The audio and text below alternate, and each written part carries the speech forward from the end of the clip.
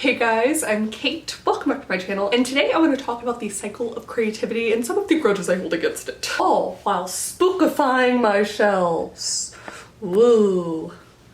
I don't know if it's good or bad that you actually can't fit all of the shelf space into one frame. Like, you can't see it all. Are we impressed? Is it bad? Now, if you watched the live version of the unpopular opinions I did with Jessica Williamson, then you will kind of know what I have planned for the shelves. But if not, we shall all see how it comes together. Hopefully it's good either way. So I am going to include timestamps. They'll be somewhere around this area. But basically, I'd like to discuss what my version of the creativity cycle looks like. The burnout cycle that can kind of hang out nearby, recognizing where you are in the overall cycle and not spiraling, and also other people's versions of this creativity cycle that I've seen. And it all begins with the well, aka the compost bin, as per Neil Gaiman. This is where all your thoughts and ideas from books you've read, movies you've watched, conversations you've had decide to hang out, mill about, and converge. Sometimes it's come to you in a dream, other times the shower, but eventually these ideas will mix and mingle enough that you are inspired. It's a clashing of titans, if you will. Something has finally sparked and you're brainstorming plot points left and right, topics and themes up and down. You're on a freaking roll. So much that inevitably you must create a thing, many things. Basically, you begin the doing portion of the creativity cycle. But inevitably, you're going to start feeling tired. You might start feeling lost in your projects. You've been going and going, doing and doing, and you're starting to run out of ideas. You try to push through, but there's only so much left that you can push. And this is where I start to take umbrage with my own creativity cycle. Because next up is what I'm just kind of calling feeling uninspired, but it is much grander than that, or at least that's how it feels at the time. Now, the key to getting out of feeling uninspired is, of course, to refill the well. And thus, the cycle continues. Like, I know that this is an integral part to the process. In fact, I think you can so easily spin out of this main cycle into this sort of burnout cycle when you aren't able to refill that well and you have to keep doing, whether that's from insane deadlines, self-imposed goals, or other external factors. And this is like a death sentence, it often feels, to creativity. Anyways, I've been thinking about all of this recently because I was in the Be Inspired section, and the upside of that section is obviously so many ideas flowing through you, and usually mine are in so many different segments of my creative life, not just writing. And it's the time when I need my phone or notebook on me at all times so I can just jot down notes and thoughts quickly as they come. But then I once again start deriding myself for, why aren't you creating? Why aren't you actually doing anything? Never mind that, of course, this is the next frickin' phase. And so I moved along.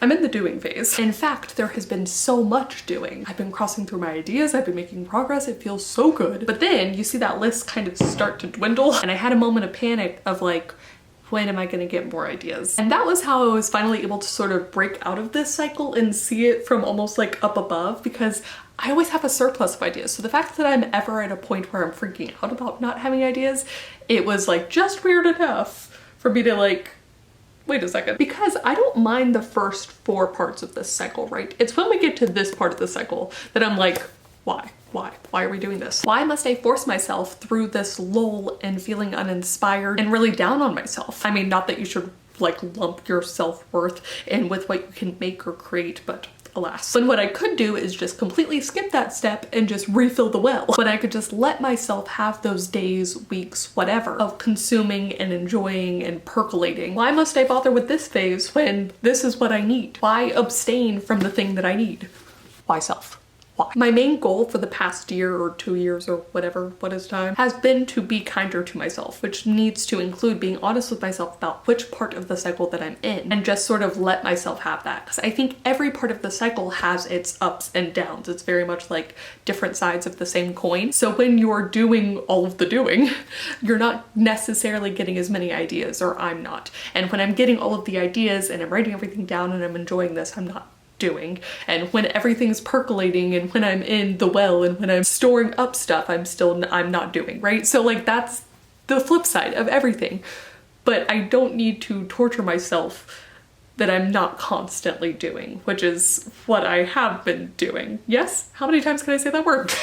Before we chat about other people's cycles of creativity and the diagrams they've done, I do want to mention that like I think I just need to commit, because When I was chatting with Jess, we were talking about maybe not turning like black or orange books around, but now that I'm seeing it and some of them not turned, like, I don't like it. I also have a bunch of decorations that are going to momentarily come down, and so that I can put exclusively spooky shit up. But yeah, I think the books need to turn. So.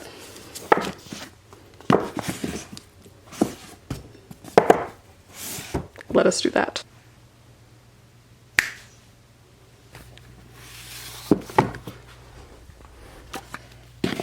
So I was trying to find some other people who had talked about this creativity cycle before, because it's obviously not a new concept, but I really wanted to see kind of some illustrations of it done.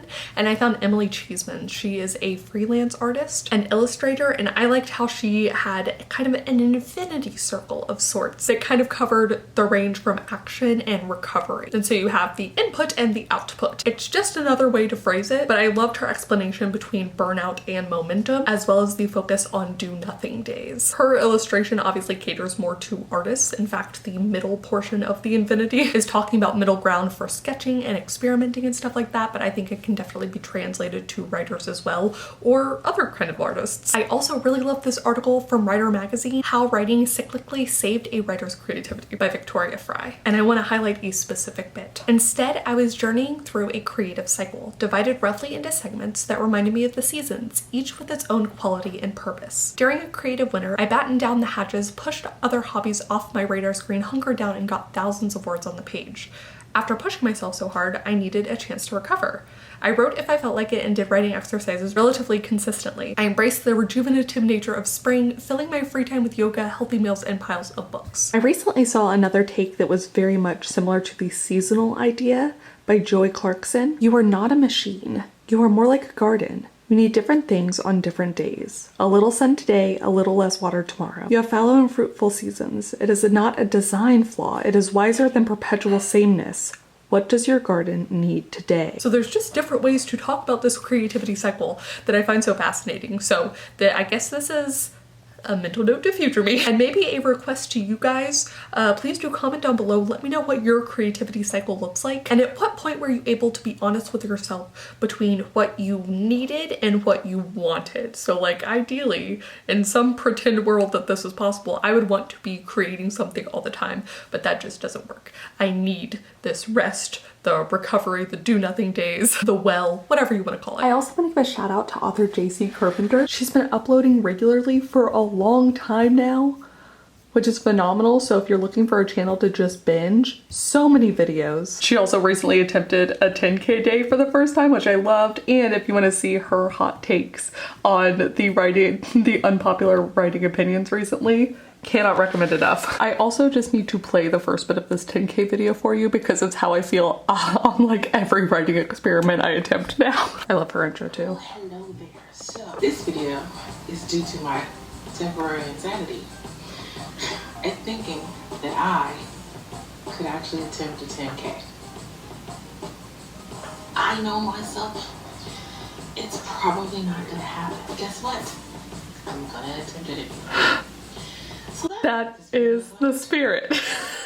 She has writing vlogs, ways we can help support one another, Camp NaNoWriMo extravaganzas, pep talks, a couple tags, again, really everything. And she just recently published one of her books to Amazon, The Diary, Succession of Lies, on August 9th. So please do check that out too. But that is gonna be it for me. Thank you guys so much for watching, and I will see you all very soon with a new video. Bye.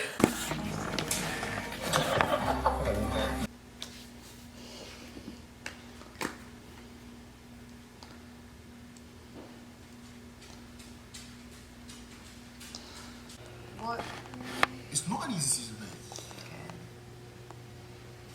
Fit. mate.